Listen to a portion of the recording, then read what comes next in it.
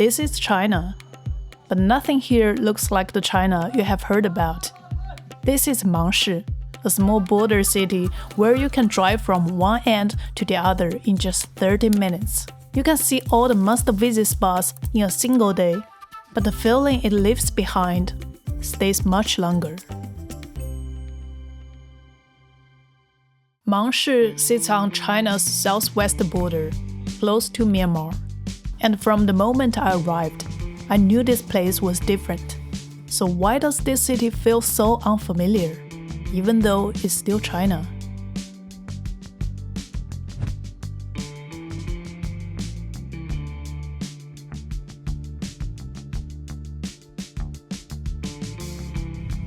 Driving from Tenchong to Mangshi takes about an hour and a half. I skipped highway. It took longer, but the views made it worth it.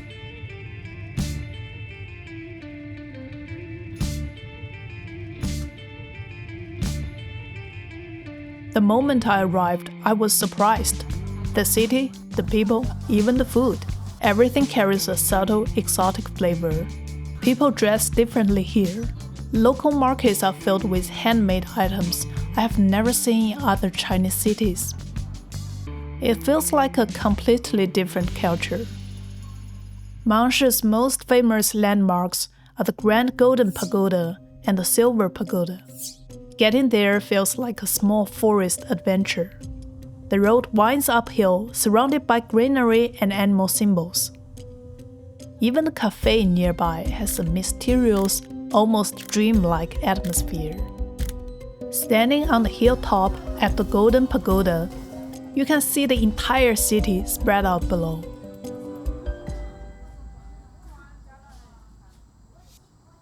The Golden Pagoda is a traditional Buddhist tower.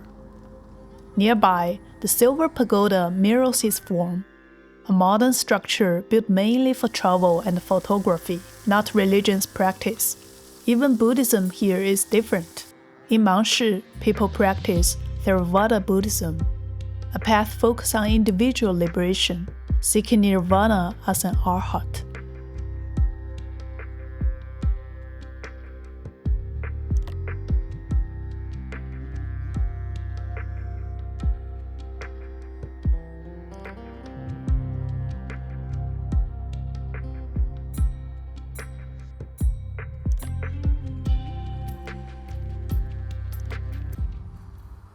In most of China, the dominant form is Mahayana Buddhism.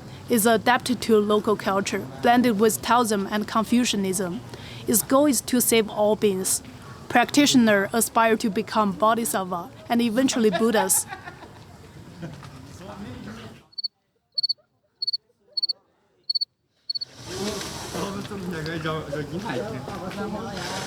Not just for themselves, but for everyone. You can even see the difference in small details. Here, offerings are often flowers. In Mahayana temples, incense smoke fills the air.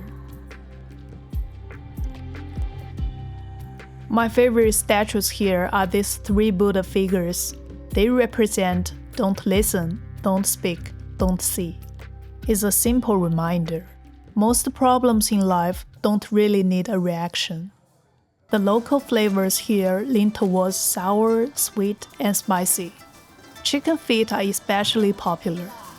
And one snack you'll see everywhere is Tree-Wrapped, a street food from Myanmar. After eating, I headed to another famous spot, Mangbana Rare Plant Garden. This place is filled with rare stones, strange trees, and fossils. Some lying casually on the ground could be Asian gemstones. But what people love most here isn't the stones. It's something alive. Peacocks. They roam freely through the park, each one different, each one beautiful in its own way.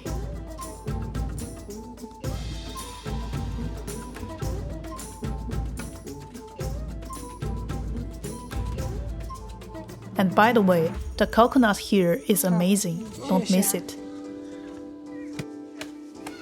Besides peacocks, elephant symbols appear everywhere in Mangshi.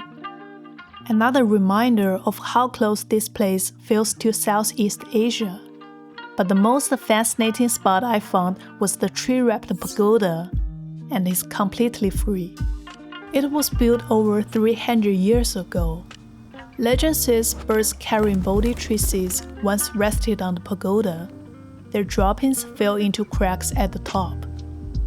No one planned what happened next. The seeds sprouted, roots grew, and slowly the tree wrapped itself around the tower. Over time, the two became one. Standing there in such an ordinary-looking place, I felt quite magical of life and coincidence. By the end of the day, I was exhausted. And this is where Mangshi really surprised me. Burmese-style hair washing. It costs about $8, but it's not just washing your hair. You get a full back and neck massage done in a very unique way. 15 minutes later, the exhaustion was completely gone. Even though I'm not fully used to the climate here, mosquito bites covered my arm in just one day. I still really like this city. It's relaxed, it's flavorful, and it blends daily life with religion in a way I hadn't felt before. Maybe that's why Mangshi feels so different. Not because it isn't China, but because China is bigger than I thought. Even though Mangshi is close to other border cities I've visited between China and Myanmar, it feels most foreign to me.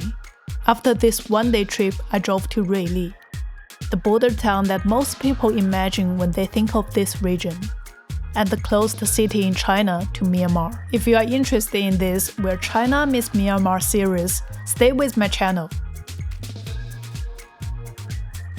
Look, the locals are drying grains right on the road.